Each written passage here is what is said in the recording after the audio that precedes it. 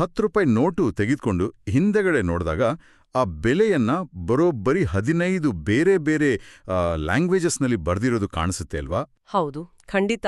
ಒಂದೇ ದೇಶ, ಒಂದೇ ನೋಟು. ಆದ್ರೆ ಇಷ್ಟು ಭಾಷೆಗಳಿವೆ ಅನ್ನೋದು ನಿಜಕ್ಕೂ ಆಶ್ಚರ್ಯದ ವಿಷಯ. ರೈಟ್. ಇದು ಹೇಗೆ ಸಾಧ್ಯ ಅನ್ನೋ ಕುತೂಹಲ ನಮಗೂ ಇರುತ್ತೆ. ಅದೇ ನಮ್ಮ ಭಾರತದ ವಿಶೇಷ. ನಮ್ಮ ದೇಶ ಒಂದೇ ಆದ್ರೂ ಇಲ್ಲಿನ ಕಲ್ಚರಲ್ ಡೈವರ್ಸಿಟಿ ತುಂಬಾ ದೊಡ್ಡದು. ಇದು ಹೇಗೆ ಕೆಲಸ ಮಾಡುತ್ತೆ ಅಂತ ಅರ್ಥ ಮಾಡಿಕೊಳ್ಳುವುದು ಇಂದಿನ ನಮ್ಮ ಮುಖ್ಯ ಉದ್ದೇಶ. ಅಂದ್ರೆ ನಾವೆಲ್ಲರೂ ಒಂದೇ ದೇಶದಲ್ಲಿರುವಾಗ ಎಲ್ಲರೂ ಒಂದೇ ಭಾಷೆ ಮಾತನಾಡ್ಬೋದಿತ್ತು ಅಲ್ವಾ ಅಂತ ಅನ್ಸೋದು ಸಹಜ.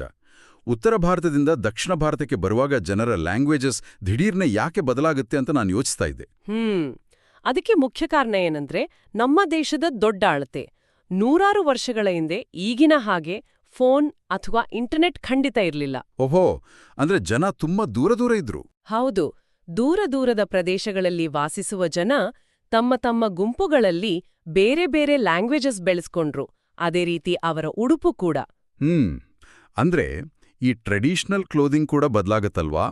ಕೆಲವರು ಸೀರೆ, ಪಂಚೆ ಹಾಕಿದ್ರೆ ಇನ್ನು ಕೆಲವರು ಸಲ್ವಾರ್ ಕಮೀಜ್ ಹಾಕ್ತಾರೆ. ನಿಖರವಾಗಿ. ಇದು ನೇರವಾಗಿ ನಮ್ಮ ಸುತ್ತಮುತ್ತಲಿನ ಹವಾಮಾನಕ್ಕೆ ಸಂಬಂಧಪಟ್ಟಿದೆ. ಉದಾಹರಣೆಗೆ, ಹಿಮಾಚಲ ಪ್ರದೇಶದಂತಹ ಬೆಟ್ಟದ ಕಡೆ ತುಂಬಾ ಚಳಿ ಇರುತ್ತಲ್ವಾ? ಹೌದು ಹೌದು, ಅಲ್ಲಿ ಚಳಿ ಜಾಸ್ತಿ. ಅದಕ್ಕೆ ಅಲ್ಲಿ ಬೆಚ್ಚಗಿರಲು ಜನ ಉಣ್ಣೆಯ ಬಟ್ಟೆ ಹಾಕ್ತಾರೆ ಮತ್ತು ತಲೆಗೆ ವಿಶೇಷವಾದ ಹೆಡ್ ಗಿಯರ್ ಅಂದ್ರೆ ಆ ಬಣ್ಣದ ಉಣ್ಣೆಯ ಟೋಪಿ ಹಾಕ್ತಾರೆ. ರೈಟ್. ಅದೇ ದಕ್ಷಿಣ ಭಾರತದಲ್ಲಿ ಬಿಸಿಲು ಜಾಸ್ತಿ ಇರೋದ್ರಿಂದ ಗಾಳಿಯಾಳುವಂತಹ ಹತ್ತಿಯ ಬಟ್ಟೆಗಳನ್ನು ಬಳಸ್ತಾರೆ. ಹೌದು. ಭಾಷೆ ಮತ್ತು ಬಟ್ಟೆಯ ಜೊತೆಗೆ ಜನರನ್ನು ವಿಶ್ವಾಸದಿಂದ ಸ್ವಾಗತಿಸುವ ಕಸ್ಟಮ್ಸ್ ಕೂಡ ಬದಲಾಗುತ್ತೆ. ನಮಸ್ತೆ, ವಣಕ್ಕಂ ಅಥವಾ ಸತ್ ಶ್ರೀ ಅಕಾಲ್ ಅಂತ ಹೇಳ್ತಾರಲ್ವಾ, ಹಾಗೆ. ವಾವ್! ಅಂದ್ರೆ ಜನ ತಾವು ಇರುವ ಜಾಗದ ಹವಾಮಾನ ಮತ್ತು ಪ್ರದೇಶಕ್ಕೆ ತಕ್ಕಂತೆ ಬದುಕ್ತಾರೆ ಅಂತಾಯ್ತು. ಆದ್ರೆ ಭಾಷೆ ಬೇರೆ ಬೇರೆ ಇದ್ದಾಗ ಹಳೆ ಕಾಲದಲ್ಲಿ ಕಥೆಗಳನ್ನು ಹೇಗೆ ಹಂಚ್ಕೊಳ್ತಿದ್ರು? ಒಬ್ರ ಭಾಷೆ ಇನ್ನೊಬ್ರಿಗೆ ಅರ್ಥ ಆಗ್ತಿರ್ಲಿಲ್ಲ ಅಲ್ವಾ? ಇದೇ ತುಂಬಾ ಇಂಟ್ರೆಸ್ಟಿಂಗ್ ವಿಷಯ.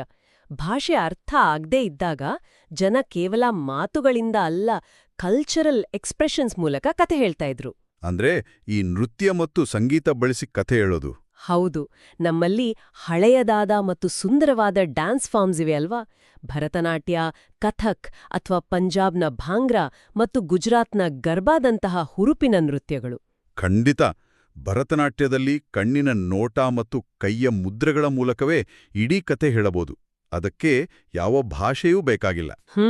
ಜೊತೆಗೆ ಸಿತಾರ್, ತಬ್ಲಾ, ಕೊಳಲಿನಂತಹ ಮ್ಯೂಸಿಕಲ್ ಇನ್ಸ್ಟ್ರುಮೆಂಟ್ಸ್ ಬಳಸಿ ದೇವರ ಮತ್ತು ಇತಿಹಾಸದ ಕಥೆಗಳನ್ನು ಹೇಳಲಾಗುತ್ತದೆ. ಇದು ಎಲ್ಲರಿಗೂ ಅರ್ಥ ಆಗುವ ಒಂದು ಕಾಮನ್ ಭಾಷೆಯಾಗಿ ಕೆಲಸ ಮಾಡುತ್ತೆ. ಇದು ನಿಜಕ್ಕೂ ಮ್ಯಾಜಿಕ್ ತರ ಇದೆ. ಆದ್ರೆ ನನಗೊಂದು ದೊಡ್ಡ ಪ್ರಶ್ನೆ ಕಾಡ್ತಾ ಇದೆ. ನಮ್ಮ ಊಟ ಕೂಡ ಬೇರೆ ಬೇರೆ ಅಲ್ವಾ? ಹೌದು, ಖಂಡಿತ. ದಕ್ಷಿಣದಲ್ಲಿ ಇಡ್ಲಿ ತಿಂದ್ರೆ ಉತ್ತರದಲ್ಲಿ ಪರಾಟ ತಿಂತಾರೆ. ಭಾಷೆ, ಬಟ್ಟೆ, ಊಟ ಎಲ್ಲವೂ ಇಷ್ಟು ಬೇರೆ ಬೇರೆ ಇದ್ದಾಗ ನಾವೆಲ್ಲರೂ ಒಂದೇ ಕುಟುಂಬದವರು ಅಂತ ಹೇಗೆ ಹೇಳೋಕ್ಕಾಗುತ್ತೆ? ಇದನ್ನೇ ನಾವು ಯೂನಿಟಿ ಇನ್ ಡೈವರ್ಸಿಟಿ ಅಂತ ಕರೆಯೋದು. ಮೇಲ್ನೋಟಕ್ಕೆ ನಾವು ಬೇರೆ ಬೇರೆ ತರಹ ಕಂಡ್ರೂ ನಮ್ಮ ಒಳಗಿರುವ ಶೇರ್ಡ್ ವ್ಯಾಲ್ಯೂಸ್ ಒಂದೇ ಆಗಿರುತ್ತೆ. ಅಂದ್ರೆ ಹಿರಿಯರಿಗೆ ಗೌರವ ಕೊಡುವುದು, ದಯೆ ತೋರುವುದು, ಈ ತರದ ಗುಣಗಳು. ಖಂಡಿತ.